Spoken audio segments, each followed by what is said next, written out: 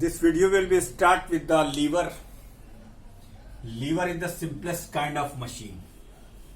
Lever क्या है? Simplest kind of machine है. ठीक है. A lever is a straight bar. A lever is a rigid straight bar or rod which is capable of turning about a fixed axis. What is a lever? Lever is the simplest kind of machine. Levers क्या होते हैं बेटा? ये simplest kind of machine. It is the simplest kind of machine. Simplest kind of machine. ये machine की सबसे simplest kind है. बहुत आसानी के साथ. अब ये सब आपके देखिए बहुत आसान चैप्टर है. फार्मूले याद करिए फटाफट. डेफिनेशंस याद कीजिए. A lever is a rigid, straight or bent bar. A lever is a rigid होना चाहिए भाई. Rigid, straight. कुछ केसेस में बेंड भी ले सकते हैं आप. स्ट्रेट और bent bar which is capable bar और rod which is capable of turning about a fix axis. Capable of turning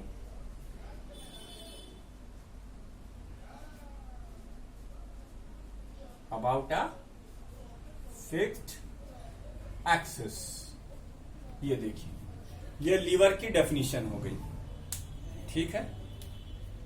the axis about which the lever turns passes through a point of the lever. अब देखो यहीं पर fulcrum की definition आ गई. क्या आ गई? The axis about which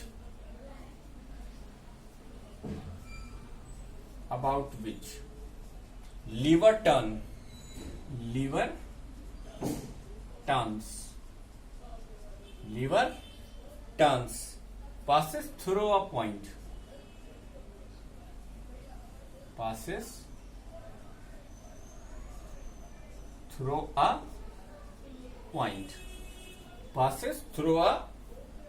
point of the lever which is called fulcrum.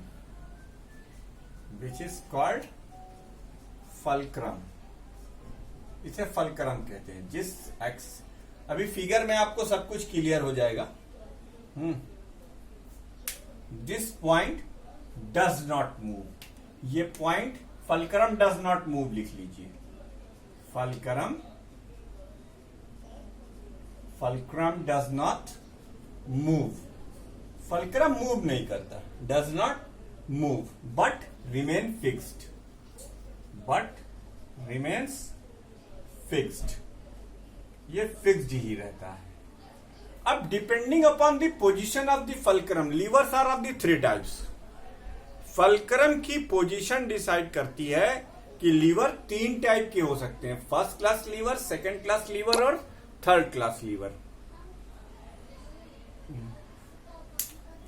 First class lever, second class lever and third class lever. ये 3 तरीके के लीवर हो सकते हैं. तो आइए हम तीनों तरह के लीवर के बारे में एक आपको प्रिंसिपल बता दें. देखिए, fulcrum does not move but remain fixed. अब हम लोग लिखेंगे principle of a lever. Principal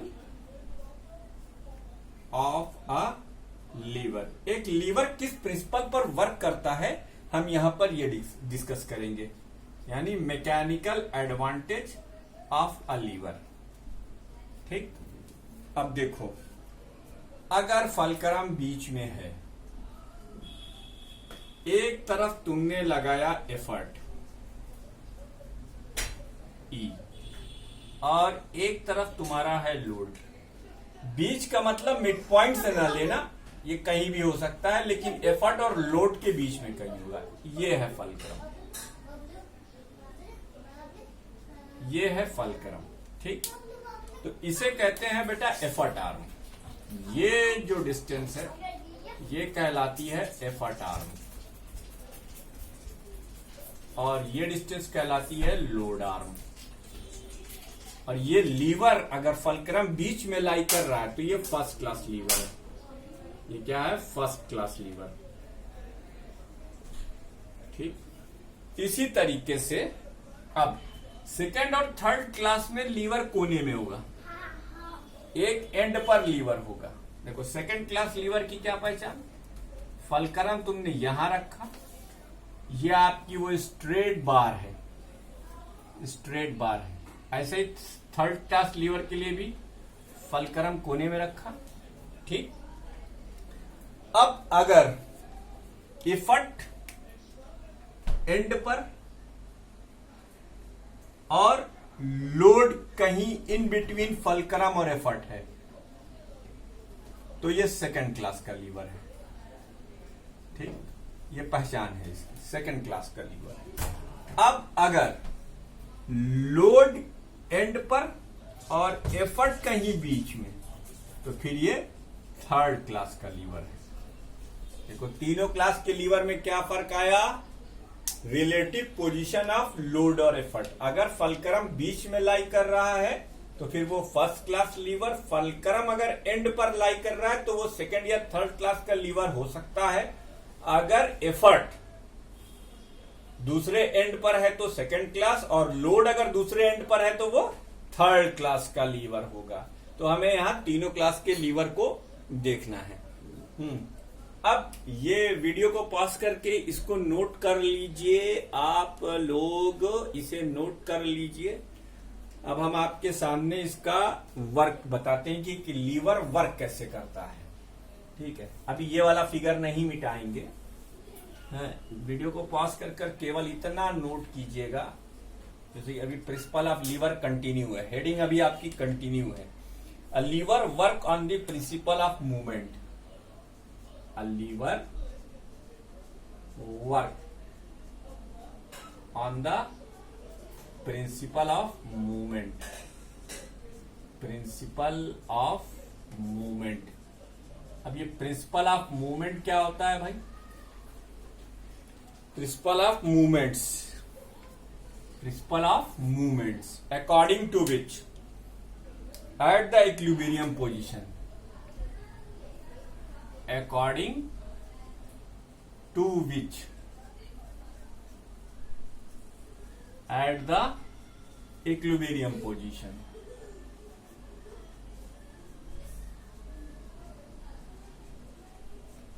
equilibrium position, according to which at the equilibrium position of the lever। मतलब जब लीवर स्ट्रेट हो, सीधा हो, equilibrium position of lever. Movement of load, movement of load about the fulcrum, movement of load about the fulcrum, about the fulcrum must B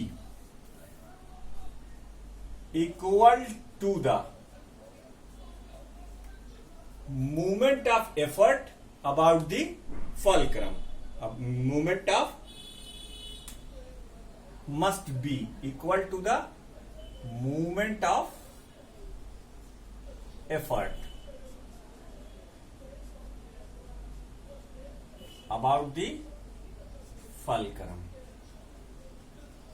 ठीक, a lever work on the principle of movements according to which at the equilibrium position of lever movement of load about the fulcrum must be equal to the movement of effort about the fulcrum। ठीक, and two movement must be in opposite direction, and two movements must be in opposite direction, two movements must be in opposite direction। अगर opposite direction में नहीं होंगे तो फिर कभी एक दूसरे को काउंटर बैलेंस नहीं कर पाएंगे, और अगर काउंटर बैलेंस नहीं कर पाएंगे तो फिर कभी इक्विलिब्रियम नहीं आ पाएगा। इसके लिए अगर इसकी घुमाने की टेंडेंसी इस सेंस में हो तो इसकी घुमाने की टेंडेंसी इस सेंस में हो, यानी इसका ठीक उल्टा, ये ऐसे घुमा रहा है तो ये इसको ऐसे घुमाए, ताकि अगर तुम इधर से ऊपर करो तो ये इधर से ऊपर कर दे, तो फिर एक तरीके से फिर रॉड बैलेंस में आ जाए। मतलब ये हमेशा बैलेंस में रहना चाहिए। जैसे अगर लोड इसको इधर घुमा रहा है तो फिर इफर्ट इसको इधर घुमाना चाहिए, ताकि हमेशा ये बैलेंस में रहे। ठीक है, टू मस्ट बी इक्वल।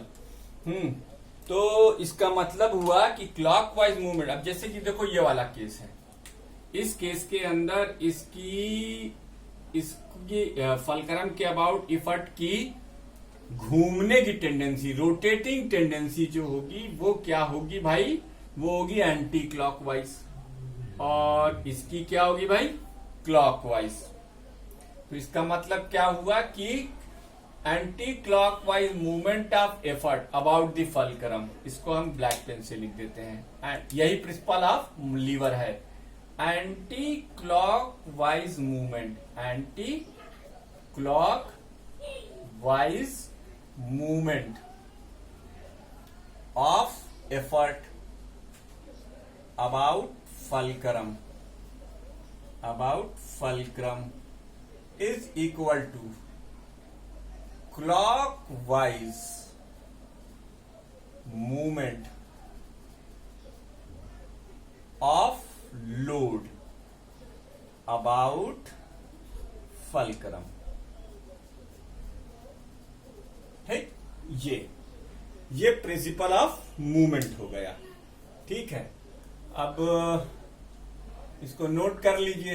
तो anti clockwise movement of effort about the fulcrum क्या होगा बेटा, एफर्ट इनटू एफर्ट आर्म।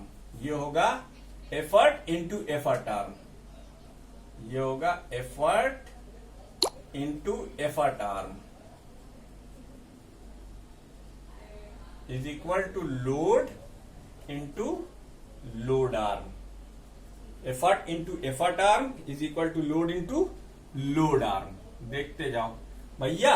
अब जरा हम इसको मिटा देते हैं, इसी से काम चला लेते हैं। समझ में तो तुम्हारे आ ही गया कि लीवर क्या होता है भाई। लीवर एक बेंड रॉड हो सकती है या स्ट्रेट रॉड हो सकती है। उस रॉड में एक फिक्स पॉइंट होता है जिसके अबाउट वो मूव कर सकती है। एक तरफ एफर्ट लगता है, एक तरफ लोड लगता है। ठीक है, तो देखो हम कुछ करने जा रहे हैं। अब ये हमने लिखा effort into effort arm is equal to load into load arm. तो इसी के आगे अगर हम कंटिन्यू करें तो पहले रेड मार्क कर दें ताकि आपको समझ में आ जाए कि हम इसके आगे इधर से प्रोसीड कर रहे हैं। ये तीर लगा, ठीक है। तो एफर्ट इंटू एफर्ट आर्म। चलिए, ये तुम्हारी एफर्ट आर्म है, इसको हम ई से डिनोट कर देते हैं। अरे मान लो इसको हम ए पॉइंट दे देते हैं और इसको एफ दे देते हैं और इसको बी दे देते हैं। तो ये एफर्ट आर्म की वैल्यू क्या हो जाएगी, E into A F is equal to, load को हम एल से लिखते हैं, यहां नहीं लिखा था, लिख देते हैं load into B F. Load into B F, ये क्या है, इफ लोड आर्म है। ये क्या है बेटा, लोड आर्म है। ठीक, तो अब अगर हम लोड अपॉन एफर्ट करें, लोड अपॉन एफर्ट करें तो हमें लिखना पड़ेगा A F upon B F.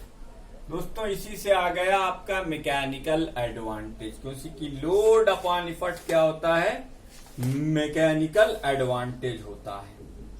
क्या होता है, मैकेनिकल एडवांटेज। मैकेनिकल एडवांटेज की वैल्यू क्या हो गई, एफर्ट आर्म अपॉन, ये क्या हो गया, load arm. Effort arm upon load arm. अब देखो, 3 क्लास के लीवर में आपने देखा कि effort arm, load arm different हो सकती हैं। इसका मतलब मैकेनिकल एडवांटेज भी डिफरेंट हो सकता है। ठीक, तो mechanical advantage is the ratio, in case of lever mechanical advantage is the ratio of effort arm to load arm. लिख लीजिए, in case of lever mechanical advantage is the ratio of effort arm to load arm, effort arm to the load arm. In case of lever, mechanical advantage is the ratio of effort arm to the load arm. ठीक, अब बेटा ये सब note कर डालो। अब हम तुम्हें बताते हैं कि किसके केस में मैकेनिकल एडवांटेज 1 से बड़ा होगा, यानी कौन फोर्स मल्टीप्लायर है, किसके केस में मैकेनिकल एडवांटेज इक्वल टू 1 होगा, यानी कौन वो है।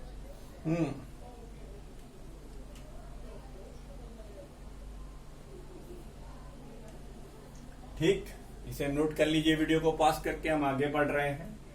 अब हम आपको एक चीज बताते हैं। देखो, जैसे फर्स्ट क्लास लीवर है, तो फर्स्ट क्लास लीवर के केस में mechanical advantage less than, greater than और इक्वल टू 1 के बराबर हो सकता है। तीनों बातें हो सकती हैं। लेकिन हम अगर लिखें कि इफ एफर्ट आर्म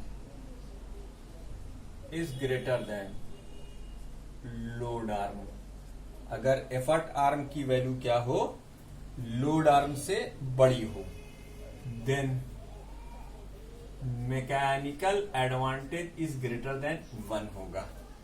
अगर effort arm is greater than load arm, और इसी तरीके से अगर एफर्ट आर्म की वैल्यू, एफर्ट आर्म की लेंथ छोटी हो लोड आर्म से, तब then mechanical advantage is less than 1 होगा। और अगर एफर्ट आर्म की value equal to load arm हो, then mechanical advantage is equal to 1 होगा। ये तीनों तरीके के मैकेनिकल एडवांटेज हम इसमें पा सकते हैं। ठीक है, अब depending upon the relative position of effort, load and fulcrum, lever 3 class के हो सकते हैं। लीवर के 3 क्लास हो सकते हैं। ठीक है, काइंड्स ऑफ लीवर पढ़ेंगे अब हम लोग। क्या पढ़ेंगे? Kinds of lever, kinds of levers. Number 1, first class lever, यानी क्लास 1 लीवर्स, क्लास 1 लीवर्स। अब क्लास 1 लीवर्स जो हैं, ये class 1 levers, in this class of lever, in this class of lever, fulcrum lies between load and effort anywhere, कहीं भी लाई। चित्र भी बना लो इसका चाहे तो। ये है फर्स्ट क्लास लीवर। एक तरफ से तुमने एफर्ट लगाया, एक तरफ से तुमने लोड लगाया। इसको ए मान लो, इसको एफ मान लो, इसको बी मान लो। ठीक है भाई, ठीक, एकदम एग्जैक्टली मिड पॉइंट पर हो ऐसा जरूरी नहीं। F need not to be necessarily at mid point. F need not to be necessarily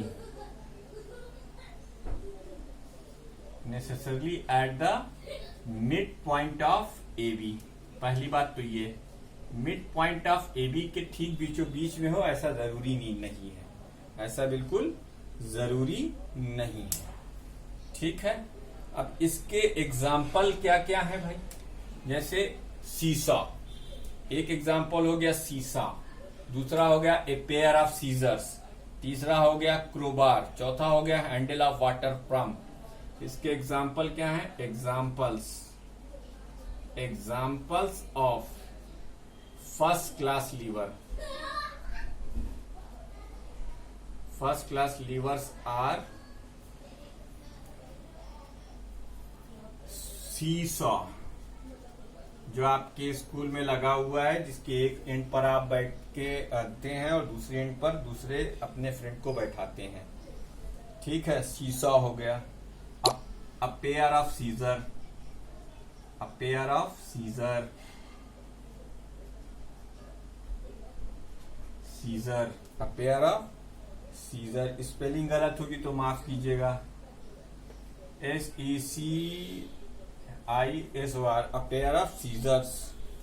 SCI होता है सीजर्स, SCISORS, अ